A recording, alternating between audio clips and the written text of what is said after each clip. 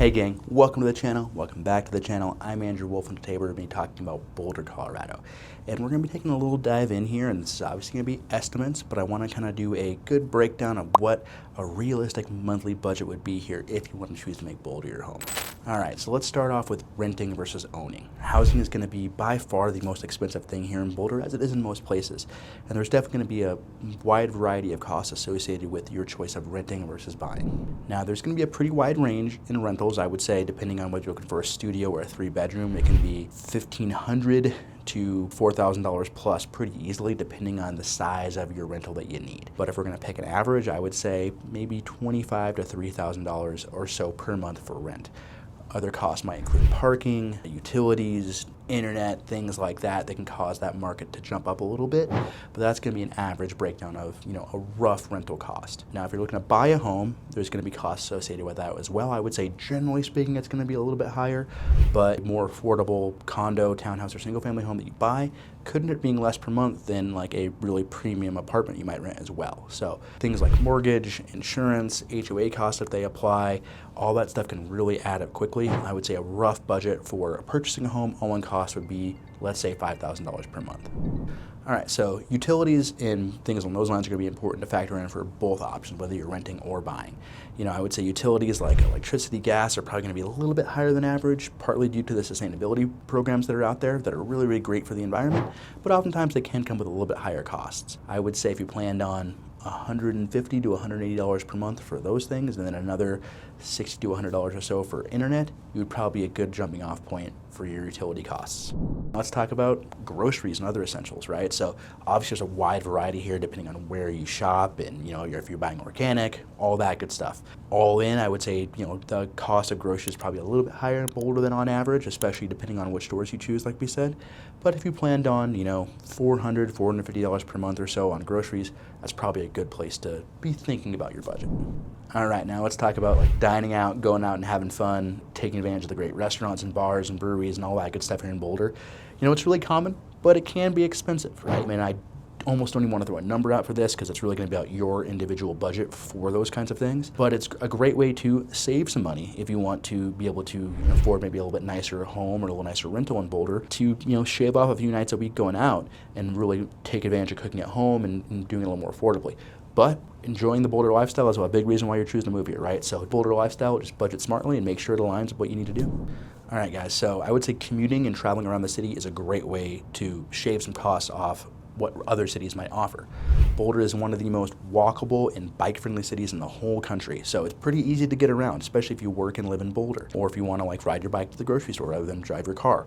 All those things can lower the costs of things like insurance, gas, obviously maintenance on your car, putting miles on your car if you own one. So if you can eliminate or reduce some of those costs, that's a really great way to make your budget align with what you want to spend here to live in Boulder. All right, guys, well, it wouldn't be a Boulder video if we didn't talk about health, wellness, and fitness. There's tons of awesome gym memberships you can go here in Boulder. You have kind of your more big box, basic gym memberships that are in the $25 to $50 range. Or if you want a more premium gym membership at a more luxury facility, or if you're looking for some specialized training like jiu-jitsu or yoga, might be able to spend $200 or so a month or more on your gym membership. Now, I would say that, if budgeting around your health and fitness is important to you, maybe think about putting that budget into how you eat and your grocery bill, and then take advantage of the awesome free stuff that's outdoors. There's hiking, biking, riding trails, all sorts of ways to get free access to amazing ways to stay fit and stay physically active. And again, that's another big reason why we choose to move to Boulder, right? Take advantage of the great outdoors. And yeah, they're still not charging for that. So I would say it's a great way to stay fit, stay active, but save some money.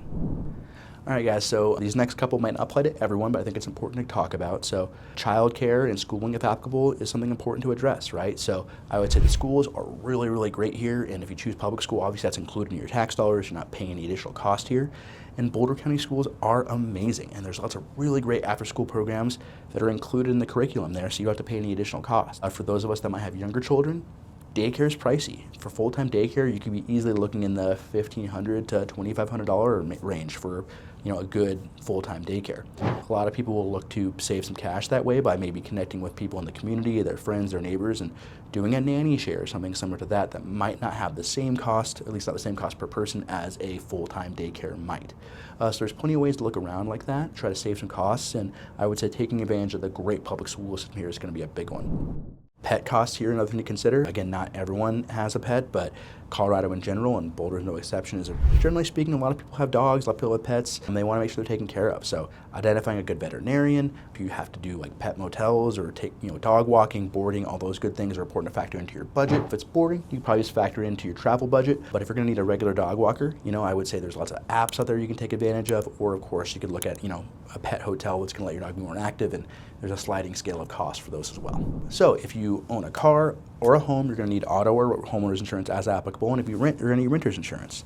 Now, renter's insurance, in my experience, has been pretty darn affordable. I would say maybe $20 or so per month will probably get you a pretty reasonable rentals insurance plan. Of course, it's going to be varied by how much coverage you have. So if you have a lot of really nice things, auto insurance is going to be similar. I believe we're at about, on average, $150 to $200 per month on auto insurance.